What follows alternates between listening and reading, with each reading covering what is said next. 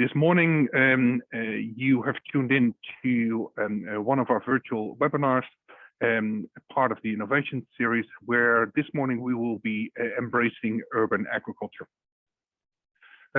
We have a fantastic lineup of speakers this morning, but before we actually go into the introduction of the speakers and listen to their talks, I will just give you a quick rundown who we are and what we do.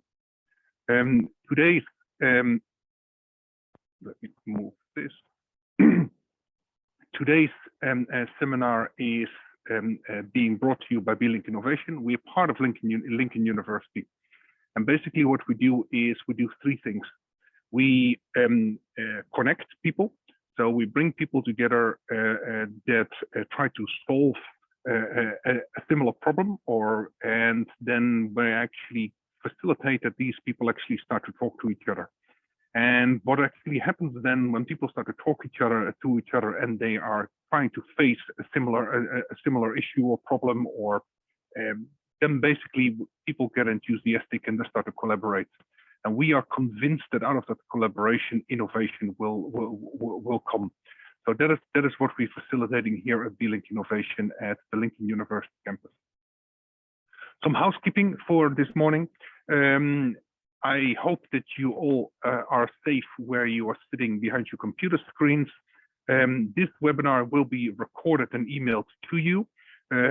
There is a Q&A button at the bottom of your screen. So when you move your mouse, you will actually see the Q&A button. And basically what happens there is that you type in your question, and by the end of the webinar, when all the speakers have spoken, we will actually pose those questions to the speakers. You're all muted, and so yeah. If you like what we're doing, please get social. So please let us know on our social media channels what you think of us, and feel free to reach out if you have a great idea for a next topic of the innovation series.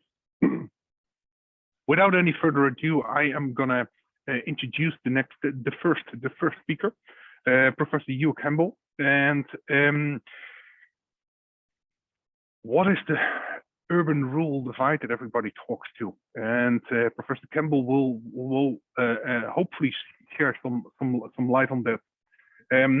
As a researcher, he has looked into the social and economic dynamics of greening food systems, and in 2020 he actually published a book on that topic, where he looked at some of the history of the creation of modern farming, and some of the alternatives that are in that space.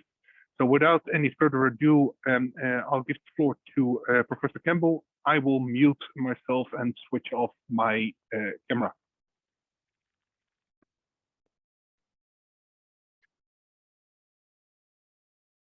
Nami nui kia koutou katoa. Thanks for that introduction, Wim. It's always slightly alarming to see a picture of oneself 10 years ago.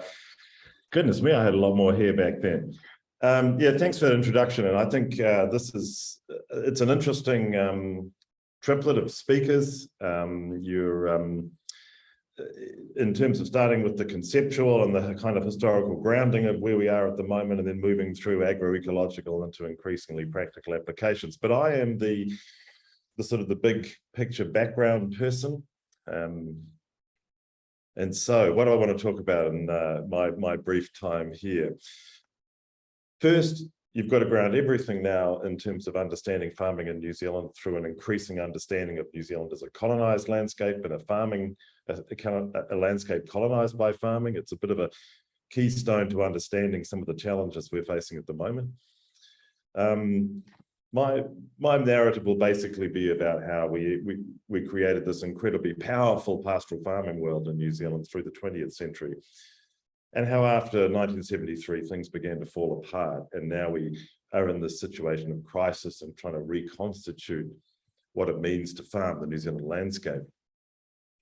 To do that, and to get into this idea that there is a growing urban-rural divide in New Zealand, which you may have noticed in the media lately, I'm going to borrow a term from geography called the contested countryside. Overseas, geographers have been talking about the contested countryside for a very long time. This idea that there are rural-urban tensions in any affluent country in the global north. The contested countryside began to emerge in the 1960s in the UK, Europe, and the USA, as geographers see it. But it was very, very slow to emerge in Aotearoa, New Zealand. Up until recently, if you went to a geography conference, your main claim to fame would be to say, hey, all you contested countryside people, that's really interesting what's happening with you. Really interesting. This stuff doesn't happen in New Zealand. And of course, recently it does. So we've been really quite unique in terms of how late this contested countryside, this rural-urban divide has emerged as a major issue in New Zealand.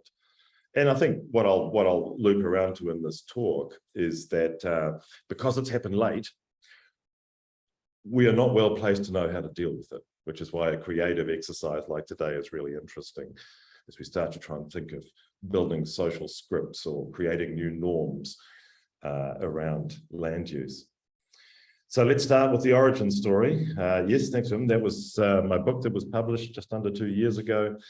And my argument in that book is that you can really only understand the current situation in terms of the history of farming by understanding that we were built on top of a colonized landscape. And I haven't got time to really talk about the old era, the era that I was born into and that my parents and my grandparents experienced of this incredibly powerful farming world. You know, we were the key agents of colonization. We were the bedrock on which a very powerful, very unified, and almost completely unreflexive or uncritical farming world dominated Aotearoa, New Zealand through the middle of the 20th century. And those of you who joined today that are old enough to remember life before 1973, it was a very different world to what we inhabit now. We really did dominate New Zealand politically and culturally and economically, and we really didn't face any kind of criticism at all. Any criticism that might have emerged was treated very badly indeed. So you can pick various moments where that great and powerful farming world began to slowly disintegrate. I think 1973 is a really important moment. Some would pick a few years earlier when the wool price began to crash in world markets in the late 60s. But January the 1st, 1973 was when Britain, our totally dominant market that we were selling to, entered the European Common Market, what became the European Union, and we lost our privileged access to our most lucrative and largest market. And queued a series, as I've written extensively about academically, queued up a series of crises that just got worse and worse, sort of culminating in 1984 with Rogernomics, and really the first moment in the colonial history of New Zealand where a government decisively turned its back on farming. And yeah, things had never quite been the same. I'm going faster. Don't get fooled. It starts to. I'll start to dig in more detail in a second. So after 1973, we experienced this crisis. It started to culminate in 1984, and things really significantly changed for farming. I don't like people who try and say there was one thing that caused all the rest of what happened. I actually think there were 8 things that happened that changed the way in which rural and urban New Zealand relate to each other. So what we are experiencing at the moment in terms of some heightened rural or urban tension in New Zealand, I think it's not as heightened as some people might make out, but it certainly seems to appear that way, happens along these 8 lines of fracture.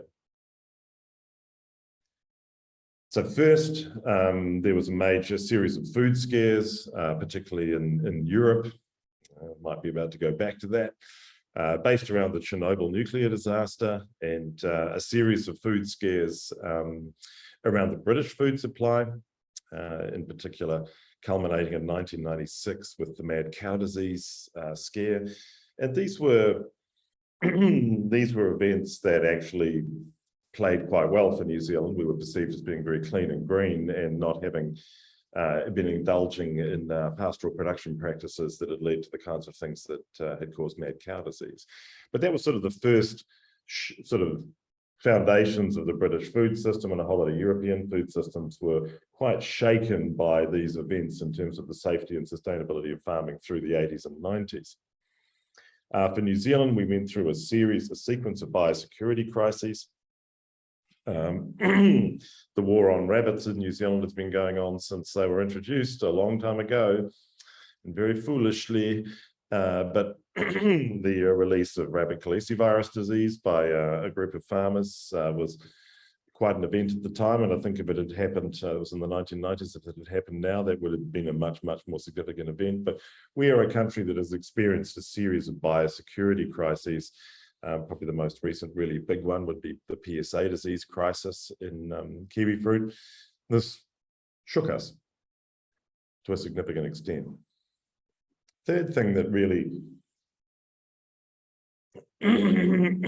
began to disintegrate a comfortable consensus around what New Zealand did in terms of land use, and particularly in terms of pastoral farming, was the rise of the green sector, the greening sector. So based around industries like our kiwi fruit export industry, and then wine and a whole lot of other horticulture. But for everyone that's involved in fine wool knows that, coming from nowhere in 1991, by 1998, there was an established expectation across any sector that was attempting to add value to its products, that there would be some kind of green certification on that.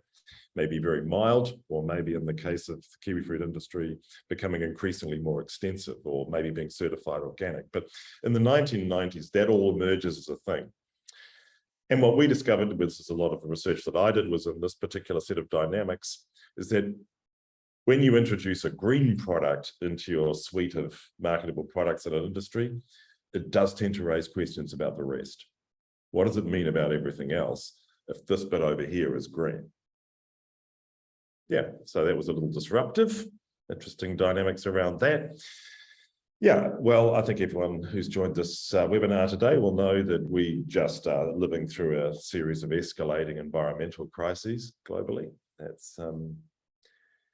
That's highly disruptive and is, yeah, I don't want to go into this too much. It's because it's just too large a factor, and I think you'll all be familiar with it, but particularly for recruiting new generations into industries. I mean, young people in Aotearoa, New Zealand now are extremely concerned about the global environmental future.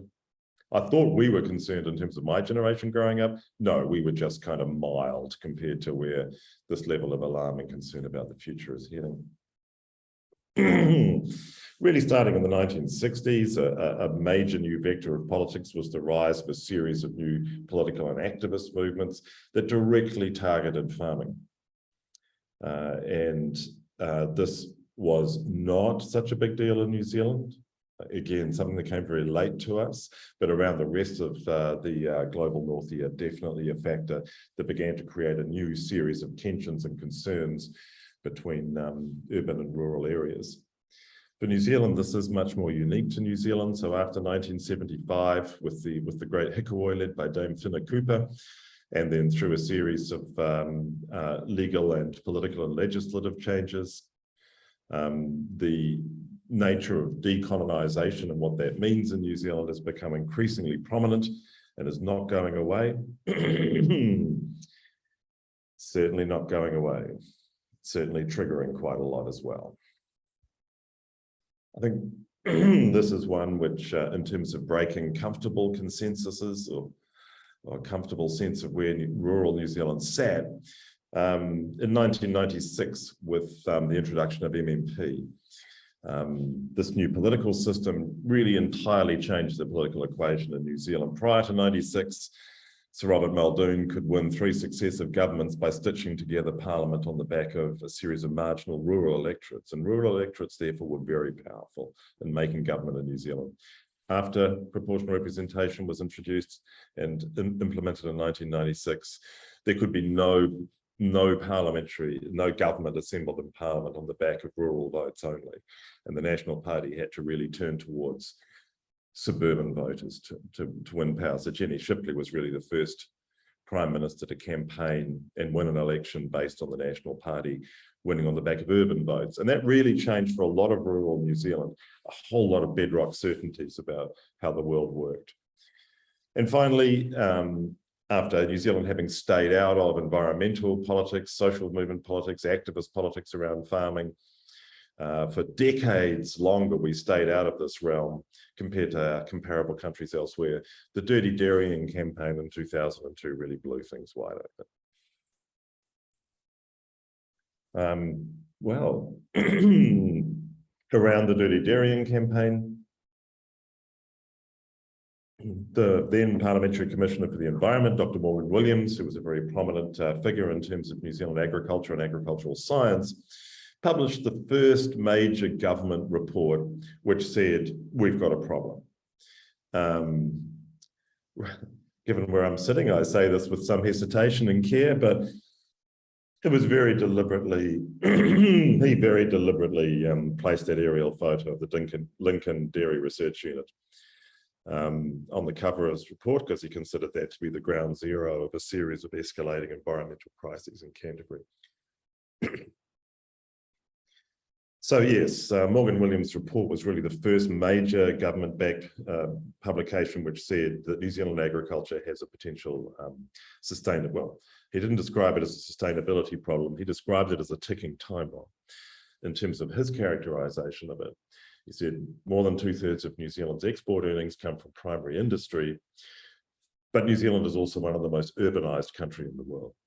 And as urban New Zealanders follow the trends around the world of the typical cultural and political concerns of the urban middle classes, the very, very small proportion of New Zealand's population that lives in rural areas that produces the vast majority of our export income will increasingly come into tension. And that, he said, is a ticking time bomb waiting to go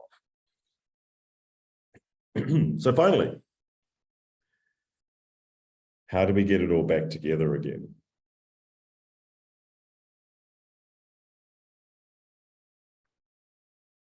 So you'll be surprised to hear this, but what I don't recommend is radicalizing farm communities through the importing of political tropes and ideas from the United States, particularly ideas around guns, race, property rights, and extreme autonomy.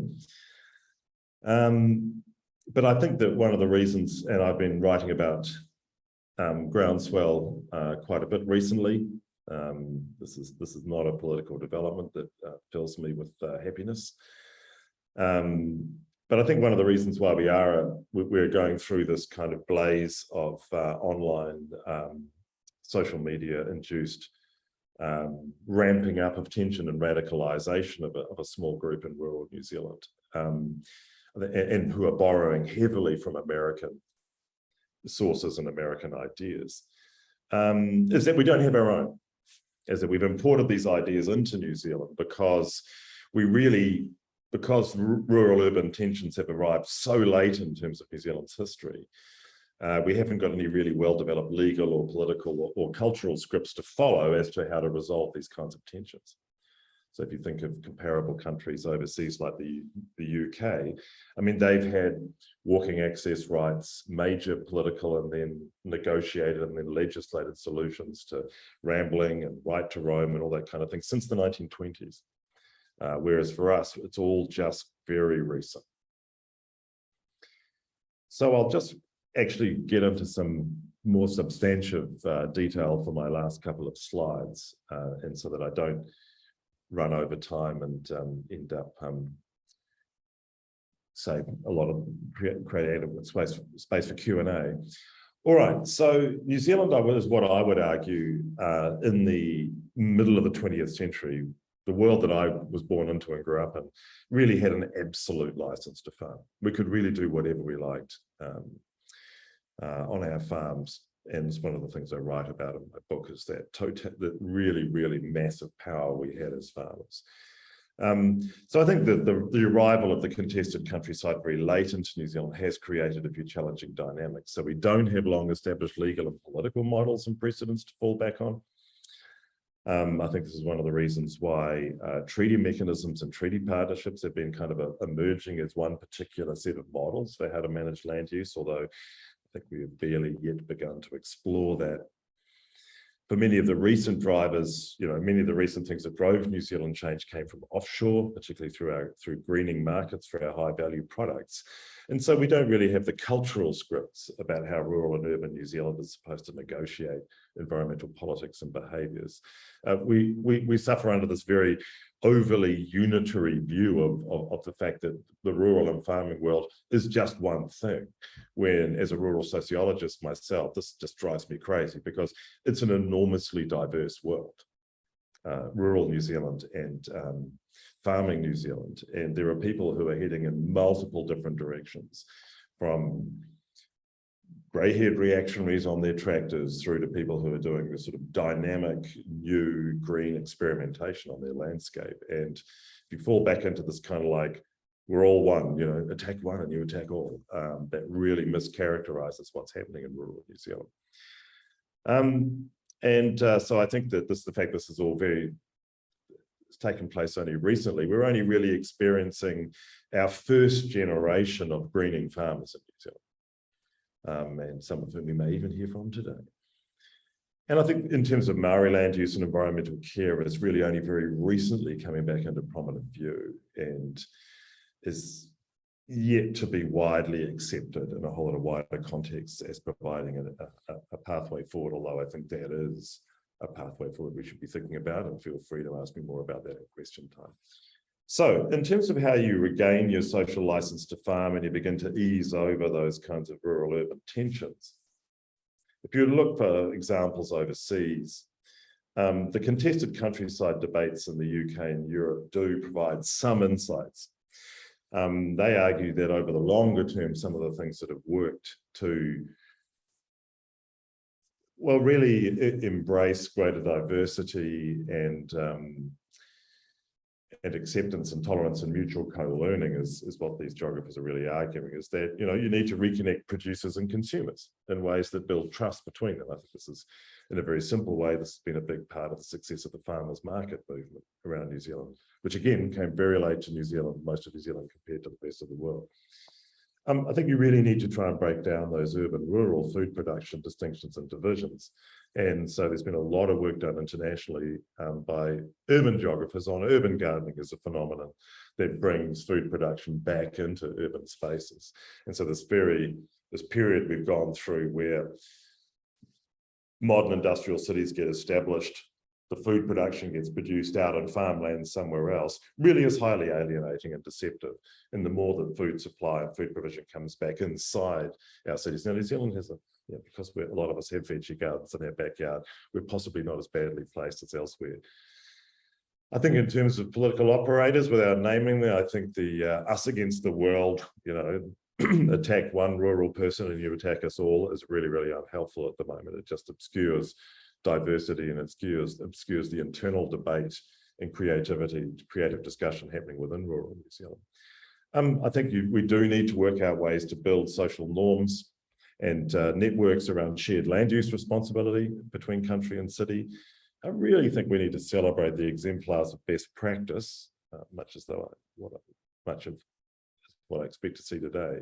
And you really have to stop defending the indefensible. And I think one of the interesting things about the last year in New Zealand farm politics is that there has been a slow edging away by key actors in rural New Zealand from having to say and automatically say that we are, you know, you can't attack any of us. None of us are allowed to be subject to any kind of critique. I think we are moving on from that particular world. Oh, goodness me, that gets me to my last slide, and I think possibly even within time. So thank you. I'll stop that and hand back.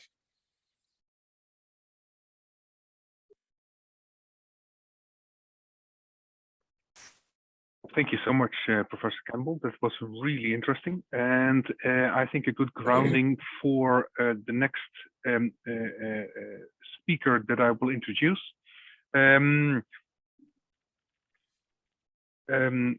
Charles is heading the Future Farming Center here at Lincoln University, and he is a generalist that covers basically all types of aspects of crop and pasture production. He is seen by many as a bridge between what we do on farm and what is happening in research. So without further ado, Charles, up to you. Great. Well, thank you very much for the invitation and opportunity to be here today to talk about non-chemical solutions in agriculture. Quick roadmap for where we're going. I'm going to stress the importance of agroecology, and then I have this smorgasbord of tasters here to give you an idea of what we can do without chemistry. Right, the answer to life, the universe, and agriculture, to me, is increasingly clearly becoming agroecology. So why do I claim this? Well, agroecology, if you're not familiar with it, you need to really get up to speed with this pretty quickly. It's been around for over a century now, initially as a science studying agriculture, and then a practice of farming with an ecological mindset. And then a couple of biggies here. The whole EU strategy for agriculture for the next 10 years is explicitly based in agroecology. All the United Nations bodies, starting with the FAO over 2 decades ago, are now promoting agroecology as the future of farming. These are not inconsiderable organizations. These are 2 massive supranational political bureaucracies that require a vast amount of evidence, discussion, and a debate to decide what to have for breakfast. The fact that these 2 systems have moved from intensive agriculture and are now actively promoting agroecology is starting to scream volumes at me. You look at the alternative agricultures, regenerative organics, etc. These are all effectively forms of agroecology. So if you want to know what the future of farming and growing is starting to shape up to be, it's increasingly looking like it is agroecology. So that's kind of the bigger context for what I'm saying here. So I said at the start, non-chemical agricultural management. What do I mean by that? Well, we talk about these kind of 4 toolboxes. Some people have 3. I like the 4 of them: physics, chemistry, biology, and ecology, which also gets called cultural. The chemical toolbox means the agri-chemicals. And one of the things we find today is so many farmers and their predecessors have been just embedded in the agrochemical method of farming, they aren't aware that these other toolboxes even exist. But there's far more in the non-chemical toolboxes than there are in the chemical toolboxes in terms of ways of managing agriculture. So let's have a look at this smorgasbord, these examples, starting up with mesh crop covers, which are our physical solution. So a bit of naked self-promotion here, because I've done a whole load of research in this area. Simple way to get your head around them.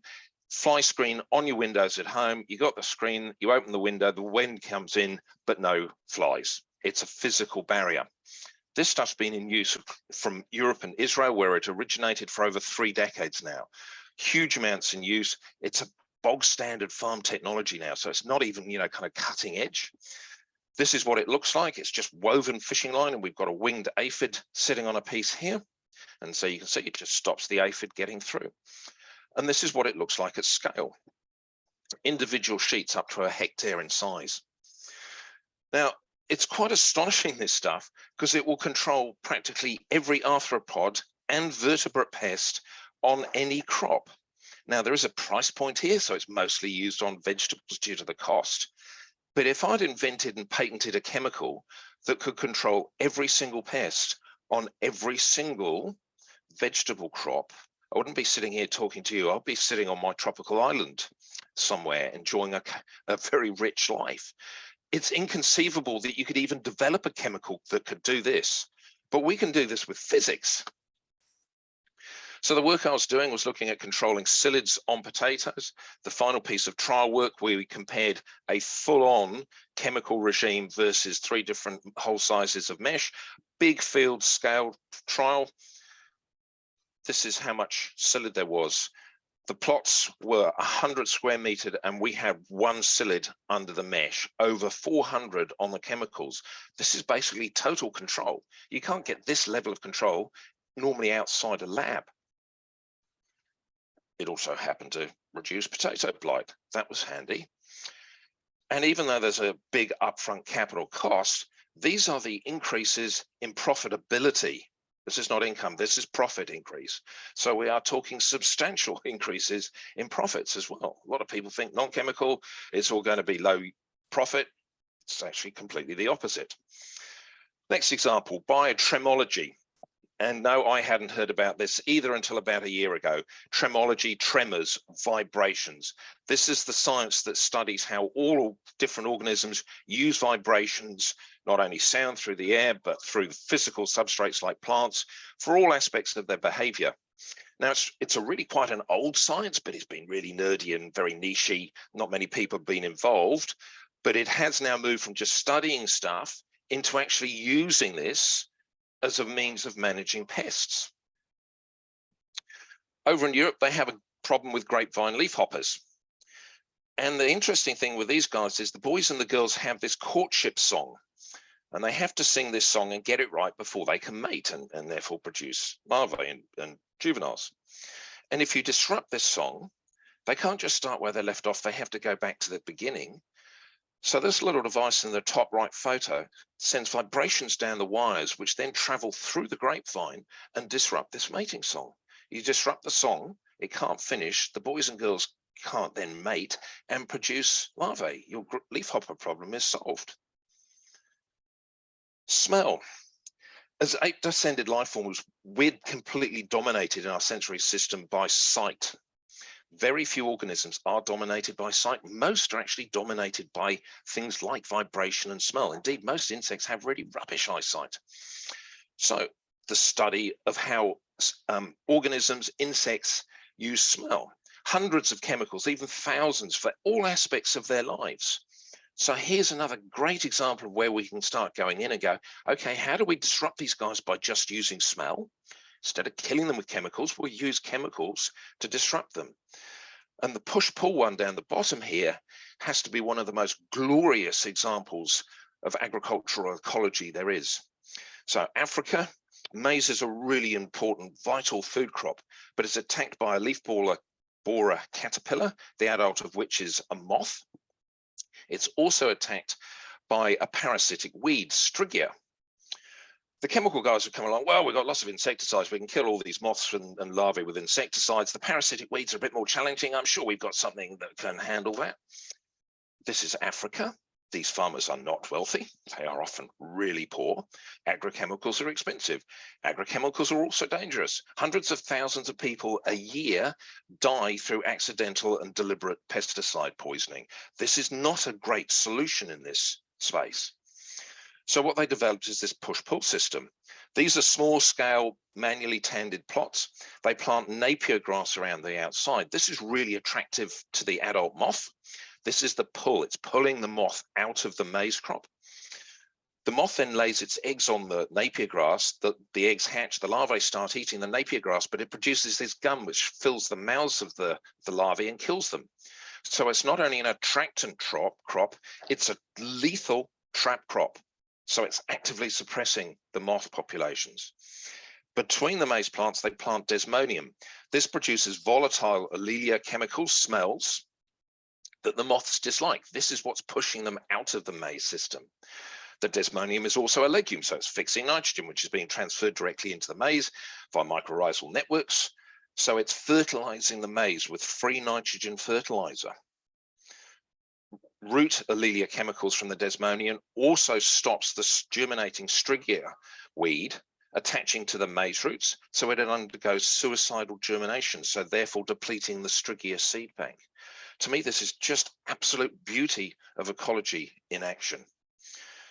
And the farmers can maintain this themselves. They just collect the seed from the 3 plants every year and replant them. They don't have to buy any chemicals, or they don't have to buy nitrogen fertilizers now. Just genius. So non-chemical weed management is my speciality. These are 2 photos of the same crop of direct sown carrots. The ghastly things to control weeds in, they are direct sown. They're really slow to emerge. They're highly uncompetitive, about half their life. 4 decades without herbicides. It's entirely possible to get as good a level as weed management without herbicides as it is if you know what you're doing. It's not magic. And one of the issues we have with the chemical toolbox, particularly in herbicides, is its emptying out. The last new mode of action in herbicides came along in 1984. That's a long time ago. We continue to lose them through evolved resistance, through legislation. The customers don't like them. The non-chemical toolboxes continue to fill up. One example is actually a very old new technology, electrothermal weeding. In my 30 years in weed management, this is the closest thing I've seen that's going to be a replacement for glyphosate. Why do I say that? This is how glyphosate works. It's applied to the foliage. It then very slowly translocates through the plant. It stuffs up amino acid synthesis. and it kills it. It's systemic, it moves through the plant and it's broad spectrum, it kills everything with a vascular system. Electrothermal. You apply the electricity to the foliage, boom, it travels instantly through the plant, through the hypocotyl, which it destroys, and it destroys the top of the root system as well. So it heats the water inside the plant, so it blows up from the inside out, which I have to say is really satisfying. So it's systemic, travels through the plant, not all the root system, and broad spectrum. So as long as the plant can't recover from underground organs from this kind of treatment, it's toast as well. This stuff is now commercial in Europe. This is 12 meters wide, being used for dehoming potatoes, and here being used for desiccating wheat. So you don't just use it for weed control, you can also replace chemicals in other aspects of crop production. And there has been a seismic change in the robotic weeding technology in the last couple of years. So we've got this cute little robot here. It's in the farmyard. It's going to take itself off to the paddock. It has a camera system that identifies every single plant, and then it uses tiny droplet jets of an organic herbicide, a biophysical herbicide, and it kills the weeds and leaves the crop plant alone. This is all you need. If you're weeding vegetables now, this is the sole tool you need. It does the whole shooting match. But there is a massive problem with that. It's a one-trick pony technical solution. It's great. It's an amazing piece of technology, and I'm a complete technology head. I think it's, absolutely really super cool in terms of the technology. In terms of the solution for agriculture, it's a complete disaster. What we don't need is a whole load of one-trick pony technical solutions in agriculture. What we need to do is actually start thinking about what we're doing in terms of that big picture. We need to take a step back and think about things again. So a bit more shameless self-promotion again. I've just had a paper published saying we need to do exactly that in weed management. We need to actually think about what we mean a weed is. I mean, it's astonishing. We've been doing agriculture for 10,000 years, and we still really haven't actually got the foundation stones of what we're trying to do sorted out. This, to me, is the direction we actually need to go in. This is an agroecological solution. So we've got a crop of sweet corn here. Clover has been planted under the sweet corn to suppress the weeds. But wait, there's more. It not only suppresses weeds, it's also protecting the soil from damaging from wind and rain. It's fixing nitrogen, which is being supplied to the crop. It's improving soil health. It's providing multiple benefits to the thing, not just one. And it's not a solution that requires a whole load of external resources like a robot does. Another thing it does, conservation biocontrol. This was the late, great Steve Ratton's speciality. What we do with conservation by biocontrol is manipulate the ecosystem to boost the beneficial insects that attack the crop pests.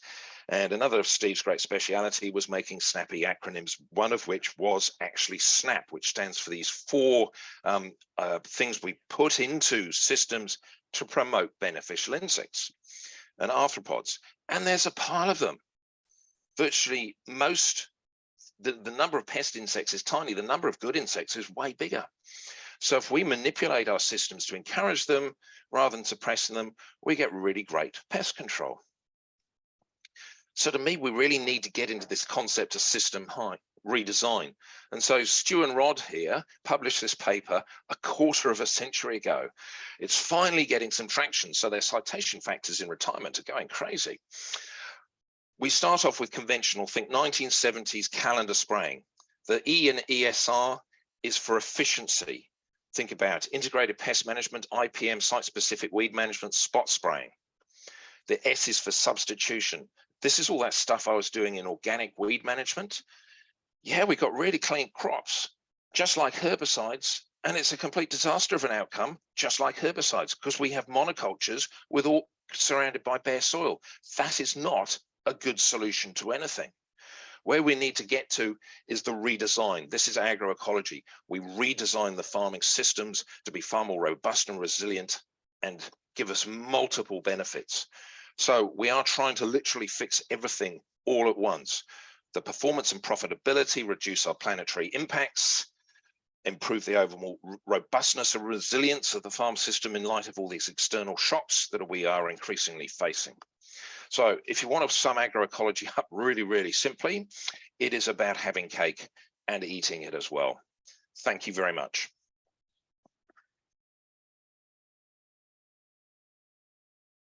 Murph, thank you so much. And that was absolutely amazing.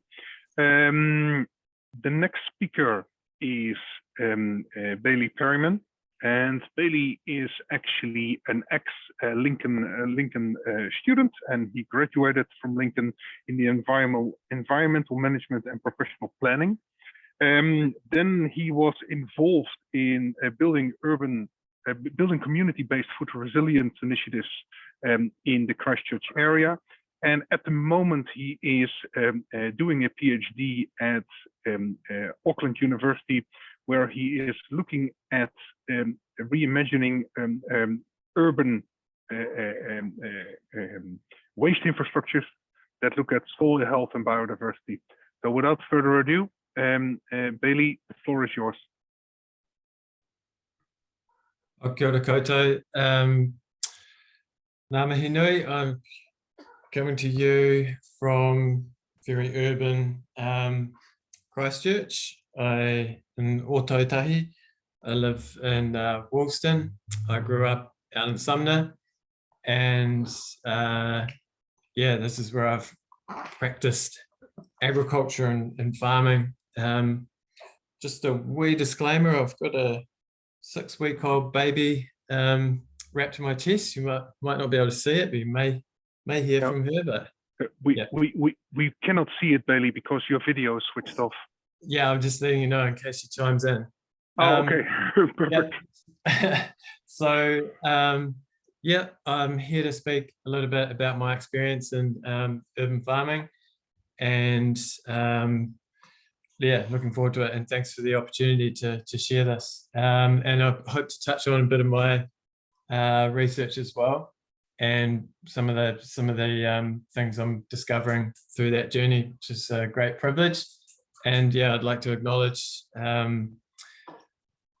Associate Professors Amanda Yates and Kelly Dombrowski for giving me that opportunity to do a deep dive on what I felt was a big issue for urban farming, urban agroecology, which is the limitations on the organics systems, or the composting or lack of composting infrastructure in our cities.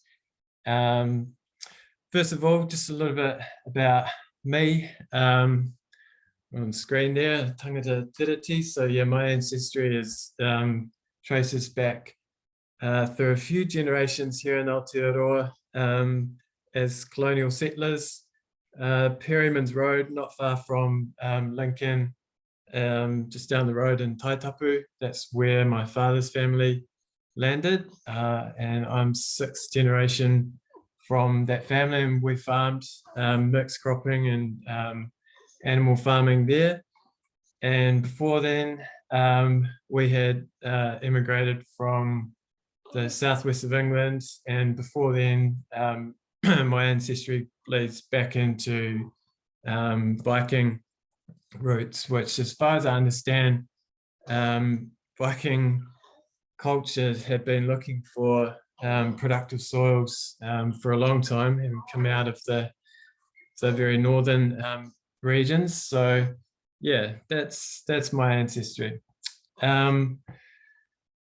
Okay. Move to my next slide. Oh, here we go. All right, so this is roundabout where I started my journey in urban farming. Very simple little urban community garden in Sumner. This was before the earthquakes, and you'll see in the image behind, it's right next to a cliff line.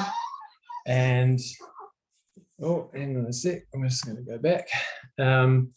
That community garden was inundated with rocks and clifffall post-earthquake, so we had to find a new location.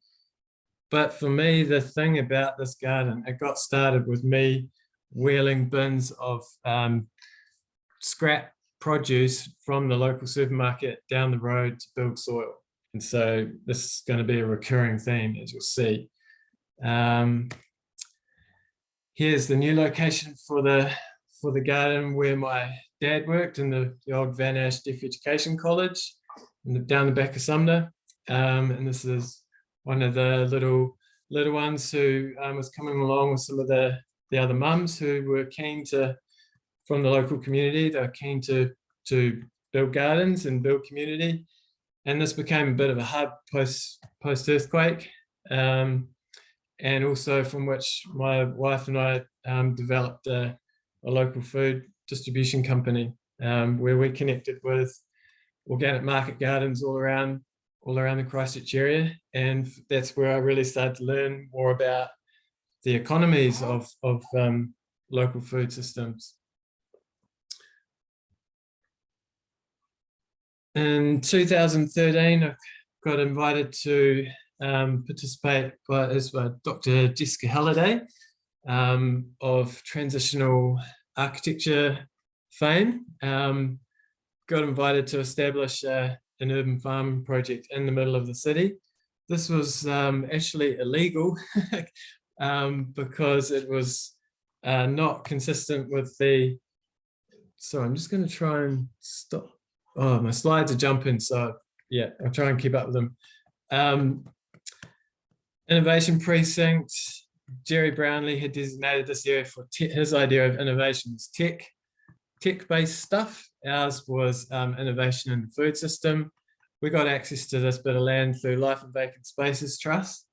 And yeah, again, we started collecting food scraps from the local cafes and building soil. And that's the same spot about a year later. And about this point, I was getting a bit frustrated actually with the lack of growth with it. I wanted to be producing a lot more food.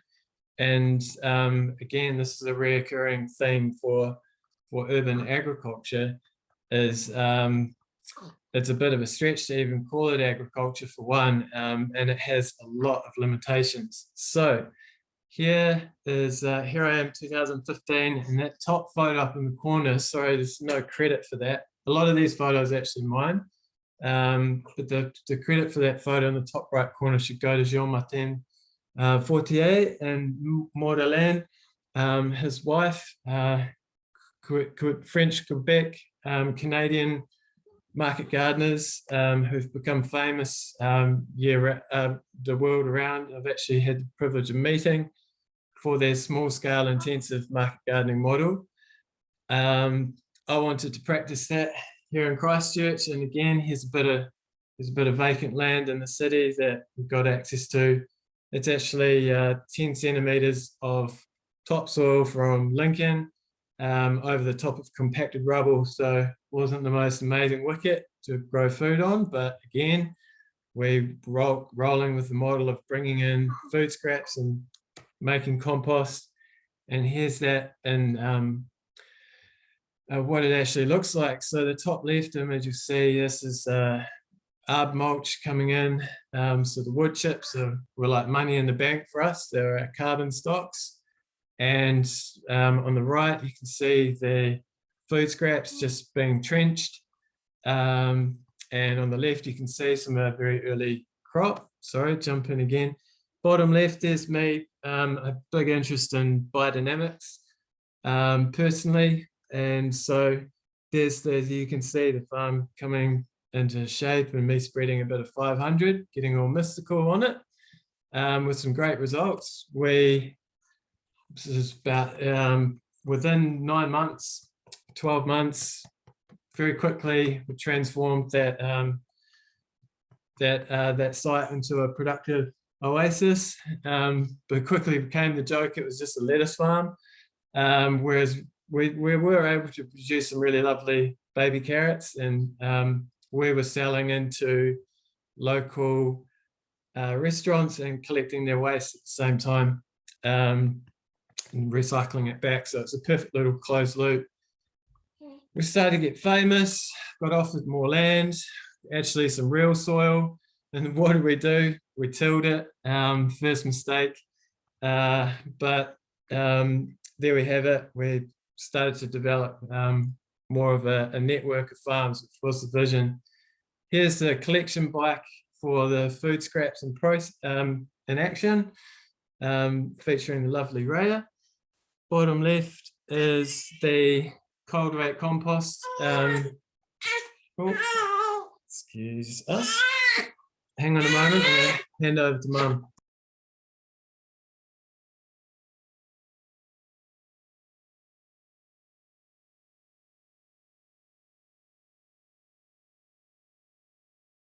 I'm back. Cultivate compost. We did a big crowdfunding campaign to raise money to scale up this initiative, because it's really, for me, this is really fascinating. This is about where looking through my photos of my urban farming experience, it all just starts to turn to compost, and just became completely fixated on how to scale this, because there's a massive gap, no service for composting of food scraps in the inner city, and we were able to get roughly 3 tonne a week with this e-bike and trailer. And again, fully viable business somehow, because we were slapping it together, and we had to cap it at 3 tonne a week, with thinking we were at about 5 or 10% of the actual demand. So that was the fundraising campaign, crowdfunding campaign, which was successful, but we didn't actually go through with because we lost a whole lot of key staff, and that's a whole other story. But anyway, what it showed was there was massive community support for it. Next slide. Okay, and about this time, my photos also become quite boring in my mind. Yes, that's the Governor General at the time, standing on one of our sites, and that's me not with my hands in the soil, and starting to be Mr. Admin guy, and beginning of a bit of a frustrating period for me, because while we were growing and discovering all these amazing sites, like here's an old, in the bottom left corner, you've got an image of the old Lincoln Green, the Hillmorden Hospital here, an old propagation facility that the District Health Board signed over to us, but we could never do anything with because we couldn't raise enough money to activate it. In the top left, this is a site within a subdivision where we had been commissioned to establish a community garden there, and so we were growing off in all kinds of ways, and proved to be unsustainable in the end. And yeah, the photo of me with the Governor General really just highlights how sort of wildly out of proportion the growth and the scaling of this came. So it was in about 2020 I decided to leave, because I really wanted to focus on the composting side of what we were doing. This is with Cultivate Christchurch, which was actually set up for a youth development purpose. We became well known for our urban farming and circular composting system, but the core of the organisation was youth development, which was also in its own right very successful. Must acknowledge our co-founder, Fee Stewart, who was the real brains behind that. So yeah, I stepped out of Cultivate and pulled down my double garage at home and started a garage project of my own, brewing microbes. And that's inspired by Jerry Gillespie of spice composting fame. On the left there is some of the inoculum he taught me to brew. And top right, that's my backyard, lots of kids. Again, this is urban. This is part of the urban reality. And bottom right, my bro Ollie helping me to collect food scraps and trial this spice composting method. Static spice stands for static pile, meaning you're not turning.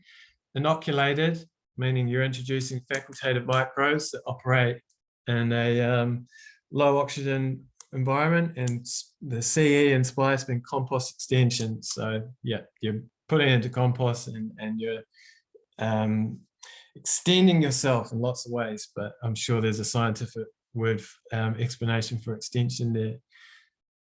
So yes, my backyard, I started to connect with a local kura, Te Pāoraka Hautu, who had reached out to me for some support with scaling their marakai urban farming operation, and their aspirations were for, this is actually a temporary site, more interested in a permanent location in the red zone.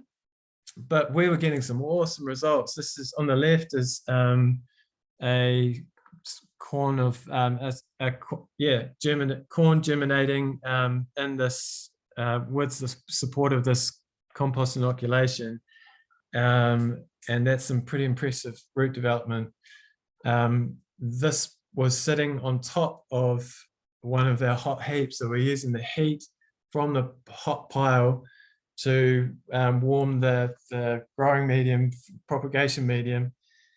And yeah, on the right, there's a fungal bloom that forms on the composter on the inoculum, which I just think is a really cool picture. So they're the same. So this is the same spot where we started to pull all those materials together to build the compost pile in the top right. So you clean up a space as you do these things, which is cool. Bottom right is what that looked like after the compost pile from the previous photo, the one in the middle there. We sowed a mix, sort of a three sisters type of mix, and there's me on the left looking super stoked with the sunflowers. So it's a pretty impressive result. At the same time, my research kicking off, and I managed to jump in one of the commercial organics trucks and go for a trip around the city collecting commercial food scraps. That's what it looks like. It's pretty confronting, but we being myself and whānau from Te Pāoraka Hautu, we started practicing making compost with that material and following the spice method. And so this is us with a bit of space at this old Seven Oaks CPIT Horticultural Centre in Waltham, so in urban context. So I'm testing a whole lot of things here. What are the limits on urban composting in terms of volume and tolerance of the locals? And here, in the next slide, this is some of the sorts of other sorts of materials that we're able to get our hands on for free that people were willing to drop to us. The bottom left, bottom left image, the shredded paper, well, I thought was going to be a breakthrough, but actually has a whole lot of laminate plastic in it. The top left, this is sort of a sample of what comes through from the commercial food scraps and the drops from, so like the truck on the right here dropping, this is scrubbed, cleared from a site that's going to be developed with this whole intensified housing. So we see the other end of that. And then the small image in the middle on the bottom there, that's actually from the Living Earth composting plant, and we had looked at taking the tailings, so the sort of the leftovers of what comes out of the composting plant there, but it's full of plastic and all kinds of stuff, which we just ended up saying no, which is frustrating. Could have been a good medium to work with, but that's a whole nother story. So as we've been scaling to basically make more compost and remediate the soils in the red zone areas, and here in the bottom right we can see we've got access to some land in the red zone there where we're exploring again the methods for restoring the soil and the health of the whenua there. It gets wet, yes, and there are also high points where we can farm, but I'm really curious about the crossover of agroecology into the restoration of the ecology of on a landscape scale. So with scale comes machinery and machinery failures. So yes, we example of that in the top right. I've blurred the image where we've actually been having really constructive conversations with Environment Canterbury about the consentability of these types of things, where obviously the local composting plant's got some big problems on that, and there's significant change happening. And yeah, He Whero Nui, Big Red, the tractor, the beloved tractor, which is helping us out now. Where we were on pitchforks, now we're able to do a whole lot more with that, which is cool.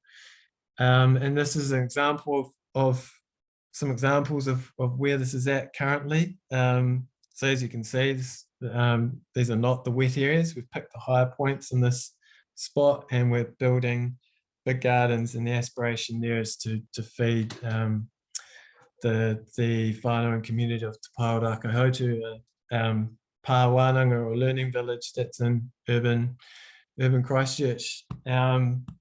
And this is our environment. This is what we work in. This, for me, is an example of the crazy juxtaposition that is urban agriculture. You have, and especially in Ōtautahi Christchurch, you've got this really incredible, unique space and unique landscape to work in. This incredibly rich history of occupation, with the fires lit by Waitaha almost over 700 years ago, through to the colonization, and now the separation of our Indigenous peoples from these lands, and the impact of colonial governance systems on this, and now we're going through this process of repairing these. And the same time as we repair these ruptures in the way we govern ourselves, we're repairing the ruptures in the way we've treated soils in these areas. And I think composting is a big part of that. And this is currently where I see urban agroecology going, is starting to repair the relationship between human populations and urban soils on a scale which starts to challenge also what people's concept of community is as well, and the scale that communities can achieve, which is currently not really well understood by the people leading organic waste management systems in this country. So that's a work in progress. This is where we're at. We're building awesome compost, restoring soils, and building big ass gardens in the meantime. All right, I'm going to leave it there and hand it back to you. Thank you very much. Thank you so much, Bailey. And that was absolutely fantastic. For the people that are actually online, you probably have some questions. I'll stimulate you to put them in the Q&A section. And so move your mouse around and you'll see a little button on the bottom of your screen saying Q&A. Type in your question and I'll make sure that I'll pose it to the panel. First question that I have, and the question actually popped up during Charles' talk, and that is a question about yield and financial viability. And I think what was the specific context for that, Colleen? Can you give us which of the many things I showed you are you asking about that? I can answer while we're talking, while you're putting another answer in. Does urban agriculture come under the same regulations as rural farming? No. Indeed, quite a lot of rural farming doesn't come under the same regulations because they're under the size limit. It's predominantly based on how many hectares you're farming. And if you're only a handful of hectares, you're out of that regulations. I think we'll wait for Colleen to actually come back to a little bit more context on the yield and financial viability. There was another question here from Heather. My perception is that nowadays far fewer urban dwellers have their own veggie gardens than in past decades. Is this true? And is this situation changing? I think this is part of the question for, I think, you and for Bailey. Yeah. Yeah, interesting historical question in New Zealand. So there was a big push in New Zealand in the 1920s and 30s to encourage people to have backyard gardens. It had been an established part of being, Maori in New Zealand were and are fabulous gardeners. That was always a fundamental part of what they did. And during the heavy British colonisation phase, having access to vegetable gardening space was pretty important for survival. And then it all dropped off a bit. And then there was a big push by government in the 1920s and 30s, particularly during the Great Depression, to get people back into urban gardening. And so there was a big kind of another 30 or 40 years. And then it begins to tail off. So I think for me, the low point of urban gardening was hit probably in the 80s or 90s, and then it's come back into vogue. So you're right, a lot more people are urban gardening or restarting their gardens.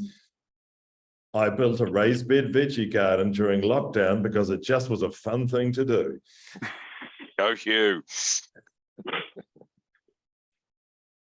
Yeah, my perspective on that is, well, if you just see the number of 700 to 1,000 square meter sections with single houses on them that could comfortably support vegetable production, at least fruit and veggies for the family. Those houses are being cleared at a rapid rate, and with dozens more units. So I mean, this has implications not only for the food growing, but the nature of, for me, what's interesting is you look at what the material that's going to be coming through off those sites as green waste is going to be vastly different as well. It's going to be predominantly food scraps as opposed to garden waste. So that has an impact, which I think is significant, and which urban authorities are going to have to deal with too. But also that's the connection factor as well. It's a predominantly concrete environment. So I think one of the insidious things going on here is where a lot of the population is becoming increasingly removed from the reality of where their food comes from. Okay, right, Thank you. good. Thank you very much. I think Colleen has come back with a little bit more context. The yield was to do with non-chemical interventions and whether it was produced at the same export quality yield. Yeah, I mean, if you're talking non-chemical interventions, it's such a broad scope. I mean, you can't really make any general statements there. Trying to therefore make a general statement, there's absolutely no reason why we can't achieve export grade and very high yields with agroecological systems. We also need to be thinking, is this actually what we want to do? If you produce, you have farm systems that are very high yielding, they tend to be really quite brittle, and they are subject to failure in stress situations like adverse weather events. So we really need to me, the yield is actually a completely misleading question, and particularly in New Zealand, to be really nastily brutal about this. New Zealand is not in the business of feeding the world, because the hungry people in the world have no money. We need rich consumers. We sell food to 40 million rich people overseas. So in a New Zealand situation, we need to be really clear what we are actually trying to do in ag and hort. Thank you very much for that, Charles. Victor has a question. Are electric weed killers available at retailers, or are they still being developed? I find it really interesting you talk about weed killers. We need to get into weed management. So currently it is still a bleeding edge technology. There are 3 companies globally making these things. there is clear health and safety implications about using high voltage electricity. So there is quite a bit of stuff to be worked through before it can be put into a domestic and an urban space. But there are machines, people have built machines that are very, handheld, running off a little wee battery. So it is a possible technology. Thank you very much, Charles. Beck Perry has a question, how we can support local urban farming. I think this is a question for all three panelists. Who wants to start?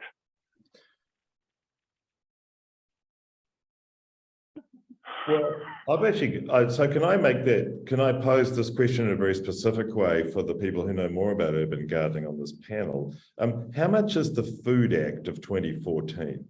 How much is that discouraging? Because I know there was a lot of debate at the time when it came in that it was going to make it much harder to start up little startups, food trucks, selling produce from community gardens. Did that actually work out? I mean, it seemed to me when the Food Act was coming in 2014, that was basically, we need to cleanse ourselves of everything that could potentially create bad imaging for export produce. And so any sort of suppressing, or if the regulations were too rough on local food production, that was a necessary cost of making sure we would look good for our export products. But did it actually play out that way? Yeah. Yeah, I mean, from a food safety point of view, yes. Like there was, and in urban farms, I mean, we at Cultivate at the time, we took that reasonably seriously and had, a dedicated person on the case who did an excellent job at pulling together the way we were handling produce and cleaning produce before taking it to that final mile to the customers. So that I think just kind of there was that, and also it was policed as well. So while we hadn't gotten all the paperwork and together before the sort of cutoff time frame that came through for that, we did get there, but we got chased up. And so, yeah, it is a thing. I'm not sure how many other urban farms have had to go through that or taken that upon themselves to meet those standards. But the thing about the final mile costs portion of Beck's question is, I think, interesting, because a lot of urban farms are still trying to operate in a very traditional commercial supply chain, where there sort of blends across into community gardens, which are pick your own type of environment and less commercial in nature, but the ones that are producing and paying employees and yeah, they're subject to a really interesting environment there, the economics of it, and that is a problem or a challenge as far as actually getting real growth there to start to meet a meaningful proportion of the demand for fresh produce. I don't think it's insurmountable, and I mean, based on my presentation, I would say this, but I really think that solving the imbalance or the lack of community-based infrastructure for urban wastes is actually going to be a big driver, because with these urban farms are hungry for compost and are hungry for soil conditioners, because it's quite a high output, and they rely on compost input. And the success we had with Cultivate was we were making our own. We were literally building soil on some of these sites. Yeah, so that circularity is really key. I'd like to pick up on that final point. When needing to keep food affordable to address food insecurity issues in Aotearoa, there's a really important point in this. As I said, New Zealand grows enough food to feed 45 million people. We are not short of food in New Zealand to feed people. The question, therefore, is why are people hungry here? And I'll use the comparison with Britain to really rub this in. There are discussions, earnest discussions in England amongst people who are trying to decide whether they're going to heat their homes or eat this winter. This is the UK, one of the richest countries on the planet. I'm pretty sure there's no shortage of caviar in Harrods at the moment. Caviar is really good quality food. It's fish eggs. It's highly nutritious. Why are these people hungry in New Zealand and the UK? It's not for a lack of yield. The things that determines if somebody is hungry is the marketplace and politics. There are no hungry rich people. All the people that are hungry are poor, as I pointed out before. You could solve the hunger problem in New Zealand and the UK overnight with a political decision to introduce, as an example, the universal basic income. If you give everybody enough money so they can heat their homes and have enough quality food to eat, there is no hunger. Hunger is fundamentally a political and economic problem. It is nothing to do with yield. And once we understand this, then we can actually start getting to the solutions in this space. Thank you very much, Charles. We have multiple questions coming in. Heather North, Bailey mentioned that urban dwellers don't have their own veggie gardens and they've become disconnected where their food comes from. Does you feel this is also a factor in the urban-rural divide? Yeah, really interesting question, Heather. So two things. The first is that the disconnection in between the producers and the consumers of food is one of the fundamental conditions and problems of modernity. So 150 years ago, we embarked on this great experiment where an increasing proportion of the world's population began to eat food that's produced a great distance from where they are. And it is that sense of alienation from our food, or where food actually comes from, is actually writ large across all our modern life. What I tell my students in this particular area is that you go into your flats, your houses, or whatever, and you will have this particular experience from the moment, from purchasing food at a supermarket through to the magic flush button on your toilet that makes everything disappear. We have this fantastic capacity to be disconnected from the real environmental and metabolic nature of the world around us. And I think that for New Zealand, the fact that we had such a high level of rural-urban networking through the 20th century, and that most of us, a much higher proportion of urban New Zealanders had rural cousins or visited their family on the farm, is that we were slightly better connected with that until about 40 years ago. And so, New Zealand has joined the rest of the world with this incredibly alienated, disconnected sense of what's going on. And I think that in some ways, the recent return into vogue of backyard gardening and backyard veggie garden is partly a cultural response to the sense of alienation, is that we feel disconnected, and one of the ways we try and reconnect is by gardening. It's a good question. Thank you very much. I think we are looking at the time. We're getting into the final questions. So if you have any burning questions, please put them in the Q&A area. And by the way, Vim, I also have a question for Bailey. If we run out of questions on the box, I've got a question. Well, I would say fire ahead. Oh, okay. Well, look, I was really fascinated where your talk ended up in terms of decolonisation.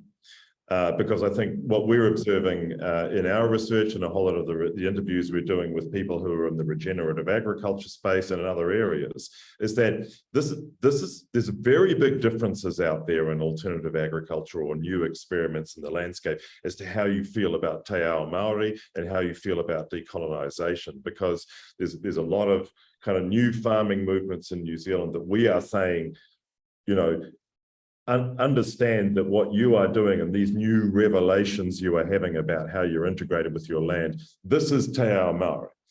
Yep. And so you can actually connect with each other, and there'll be a learning here. And others are saying, no, te ao Māori is where we start.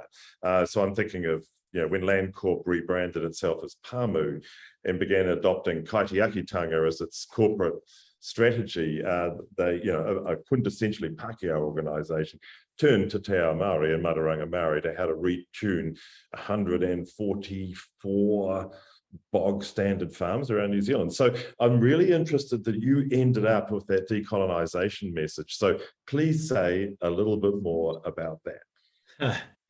So 2 parts to that. Yeah, it's a new phase in my life, personally, decolonising my Pākehā education. And that's a loaded, I know that's a loaded sentence in itself. The thing is, in stepping out of the practice of urban agriculture and going a deep dive on I've got a whole lot of these ideas around the transformative potential and visions for, the city that feeds itself with these sorts of things, and just wanting to really question a lot of this stuff. So diving into the literature, discovering very quickly a lot of problems with that, a lot of problems. For one, a justice aspect of, and the real rattler for me was coming across a paper entitled "The Unbearable Whiteness of Urban Farming." Oh, and, that's been influential, that paper. Quite frankly, and I'm acutely aware of this, the faces on the screen. And with utmost respect to you all, Murph, I appreciate your work. Hugh, I've actually read a fair bit of your stuff from far as well, but here we are. 3 white blokes. And there's a lot of work to do. And so, yeah, I feel like you used the word metabolic before as well. Another bit of literature that came up for me was this concept of a metabolic rift. So some humans have divorced governance systems and the laws that are created within that from the natural laws that govern the laws that govern the natural world. However, in a lot of indigenous cultures, that separation never happened. There was dislocation and disenfranchisement and, quite frankly, disembodiment from land. And that was a physical and very traumatic process, and still is.